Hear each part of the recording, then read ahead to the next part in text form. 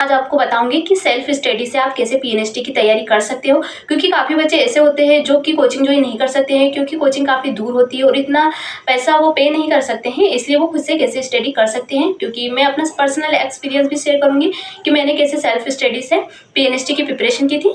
तो सबसे पहले देख लेते हैं कि आप लोगों को जब आप सेल्फ स्टडी करने के लिए रेडी हो तो सबसे पहले आपको क्या करना है।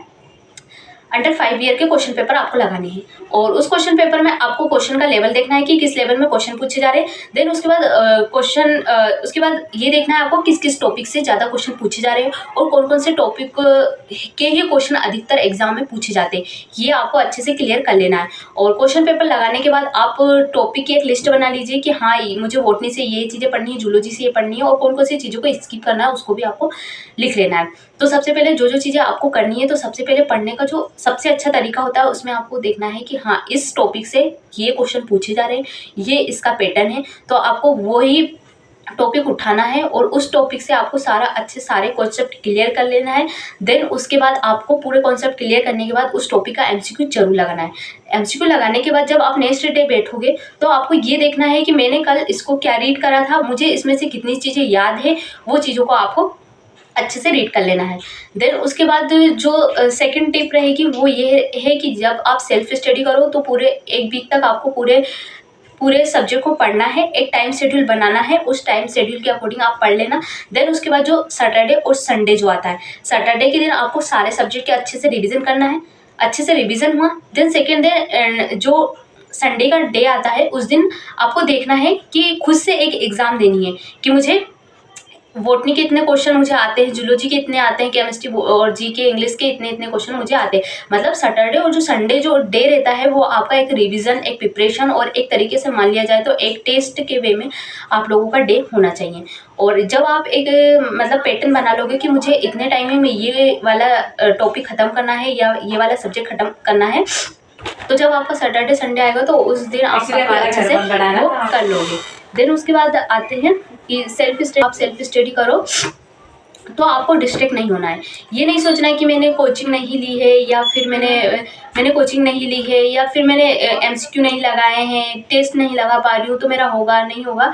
ये सारी चीज़ें एक बात की चीज़ें हैं, तो इस पर बिल्कुल ध्यान नहीं देना है। आपको बस ये सोचना है कि मैं प्रेजेंट में कितने एफर्ट्स दे सकती हूँ, मैं कितने अच्छे से अपनी प्रिपरेशन कर सकती हूँ, तो आप ये कीजिए। क्योंकि मैंने जो देखा है कि मतलब जब अपन सेल्फ स्टडी करते हैं तो बहुत सारे क्वेश्चन आते हैं माइंड में कि मैंने कोचिंग ज्वाइन नहीं की है, मेरा एमसीक्यू गलत हो रहे हैं, मैं टेस्ट नहीं दे पा रही हूँ, ये बहुत सारी चीज़ें होती है, मेरे साथ भी हुई है। लेकिन लास्ट में जब मैंने एग्ज़ाम दी है और जहाँ पे मैंने बहुत सारे लोगों से कम्युनिकेट किया है तो वहाँ पे मुझे लगा कि self study is the best way of PNST exam को क्लियर करने के लिए बहुत अच्छा तरीका है।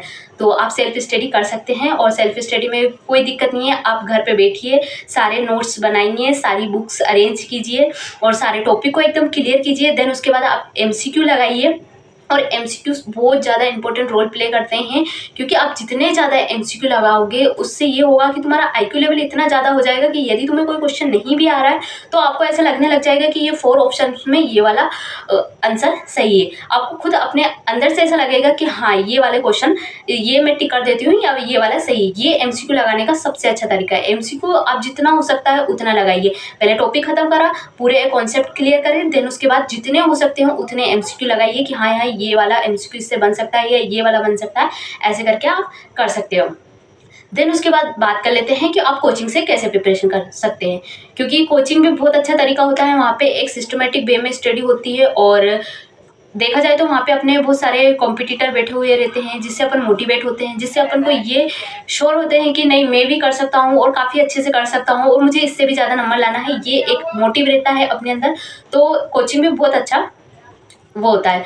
तो कोचिंग में जो भी बच्चे कोचिंग करना चाहते हैं वो कोचिंग ज्वाइन कर सकते हैं। उसमें भी आपको अच्छे से सारे क्वेश्चन लगाने हैं, सारे टॉपिक को क्लियर करना है और ये भी देखना है कि कौन कौन से चैप्टर पढ़ाए जा रहे हैं और उस चैप्टर में मेरे सारे कॉन्सेप्ट क्लियर हो रहे हैं कि नहीं, मैं उन चीज़ों के आंसर अच्छे से दे पा रही हूँ कि नहीं।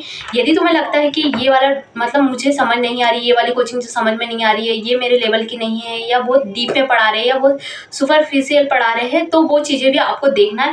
देन उसी के बाद आप कोचिंग ज्वाइन कर सकते हैं। और so thank you and bye bye.